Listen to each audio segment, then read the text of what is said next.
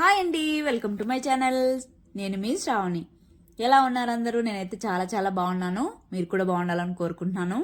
అందరికీ thank you so much అండి, నన్ను సపోర్ట్ చేస్తున్నందుకు. Thank you so much once again.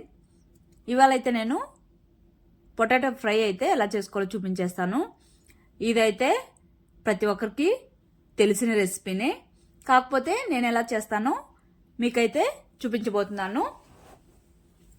మీరైతే ఏ స్టైల్లో చేస్తారో అది కూడా కామెంట్ చేయండి. అలానే ఇదైతే మాత్రం ఏ కాంబినేషన్తో తింటే ఎలా ఉంటుందో కూడా చెప్తాను.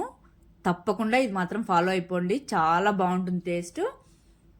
ముందుగా అయితే ఇక్కడ నేను 1/2 kg దాకా పొటాటోస్ తీసుకొని ఈ విధంగా పైన చెక్కు తీసేసుకొని వాష్ చేసేసుకున్నాక ఈ విధంగా పెద్ద ముక్కలుగా కట్ చేసుకున్నాను. తర్వాత అయితే స్టవ్ మీద కడాయిలో వాటర్ పెట్టుకొని అందులోకి అయితే వేసేసుకొని మూత పెట్టుకొని సాఫ్ట్గా అయ్యేంత వరకు కుక్ చేసుకోవాలి. లేదు అంటే కుక్కర్లో అయినా పర్లేదు, 2 విజిల్స్ వచ్చేంత వరకు మీడియం ఫ్లేమ్లో కుక్ చేసుకున్నా పర్ఫెక్ట్గా కుక్ అయిపోతాయి. తర్వాత అయితే మీ స్పైస్కి తగ్గట్టు అయితే పచ్చిమిర్చిని ఈ విధంగా పేస్ట్ చేసుకొని వేసుకుంటే టేస్ట్ భలేగా ఉంటుంది. పచ్చిమిర్చి అనేది కట్ చేసి అలానే వేయడం కంటే ఈ విధంగా వేయడం వల్ల టేస్ట్ మరింతగా బాగుంటుంది. ఈ విధంగా అయితే ట్రై చేసి చూడండి. తర్వాత అయితే ఇక్కడ పొటాటోస్ కూడా ఫ్రై అయిపోయాయి, పక్కన పెట్టేసుకోవాలి. తర్వాత అయితే స్టవ్ మీద కడాయి పెట్టేసుకొని ఆయిల్ కొద్దిగా వేసుకోవాలి. ఆయిల్ వేసుకున్నాక ఇందులోనే కొద్దిగా ఆవాలు జీలకర్ర వేసుకొని చిట్పట్లాడాక ఆనియన్స్ కూడా ఈ విధంగా సన్నగా కట్ చేసుకొని వేసుకోవాలి. తర్వాత కరివేపాకు కూడా కొద్దిగా వేసేసుకొని మంచిగా ఈ విధంగా బ్రౌన్ కలర్ వచ్చేంత వరకు అయితే ఫ్రై చేసుకోవాలి. ఈ విధంగా ఫ్రై అయ్యాక ఇందులోనే చిటికెడు సాల్ట్ అలానే పసుపు కూడా వేసేసుకొని పసుపు అనేది పచ్చివాసన పోయేంత వరకు మంటను సిమ్లో పెట్టుకొని ఫ్రై చేసుకోవాలి. ఇక్కడ పసుపు అనేది చివరిగా వేసామంటే స్మెల్ అనేది అలానే ఉండిపోతుంది. ఈ విధంగా వేసుకొని ఫ్రై అయ్యాక మనం కచ్చపచ్చగా మిక్సీ పట్టుకున్న పచ్చిమిర్చిని కూడా వేసేసుకోవాలి. వేసేసుకొని మంచిగా పచ్చిమిర్చి అనేది పచ్చి స్మెల్ పోయేంత వరకు బాగా మిక్స్ చేసేసుకొని ఫ్రై చేసుకోవాలి. అది కూడా ఫ్రై అయ్యాక మనం పొటాటోస్ని బాయిల్ చేసి పెట్టుకున్నాం కదండి, అదైతే నేను ఈ విధంగా మెత్తగా బాగా స్మాష్ చేసేసుకున్నాను. లేదు మాకు మరీ మెత్తగా నచ్చదు అనుకునే వాళ్ళు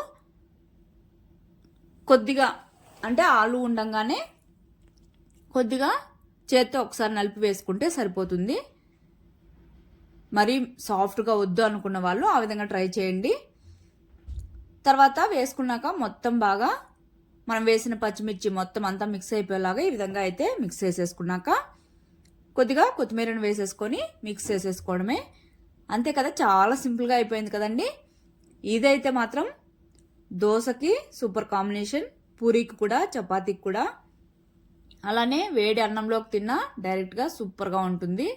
ఇంకా చెప్పాలంటే పప్పుచారులోకి అయితే అంటే రసంలోకి చాలా బాగుంటుంది combination. One of my favourite combination అంటే బొబ్బట్టు అంటారు కదండి, ఓలిగా, దానికి ఈ విధంగా రెండు కలిపి తింటే మాత్రం వేరే లెవెల్లో ఉంటుంది. ఇదైతే తప్పకుండా ట్రై చేసి చూడండి. ముందైతే నేను ఆలు ఫ్రైకి ఒబ్బట్టుకి కాంబినేషన్ అని అనుకున్నాను, కానీ ఇది మాత్రం భలే ఉంటుంది టేస్ట్. తప్పకుండా ట్రై చేయండి. ఇదైతే నాకైతే మా ఆయన నేర్పించారు. టేస్ట్ మాత్రం వేరే లెవెల్లో ఉంటుంది. ప్రతిసారి ఓలిగి చేసినప్పుడు కంపల్సరీ ఈ కాంబినేషన్ అయితే ఇంట్లో తప్పకుండా ట్రై చేస్తాము. మీరు కూడా ఈ విధంగా అయితే ట్రై చేసి చూడండి, అస్సలు మిస్ అవ్వద్దు. ఒకసారి తిన్నారంటే మాత్రం ఖచ్చితంగా మళ్ళీ మళ్ళీ ట్రై చేస్తారు, అంత టేస్టీగా అయితే ఉంటుంది. అలానే ఆలూ ఫ్రై కూడా తప్పకుండా ట్రై చేయండి. నచ్చినట్టయితే సబ్స్క్రైబ్ చేసుకోండి. Bye, thank you for watching.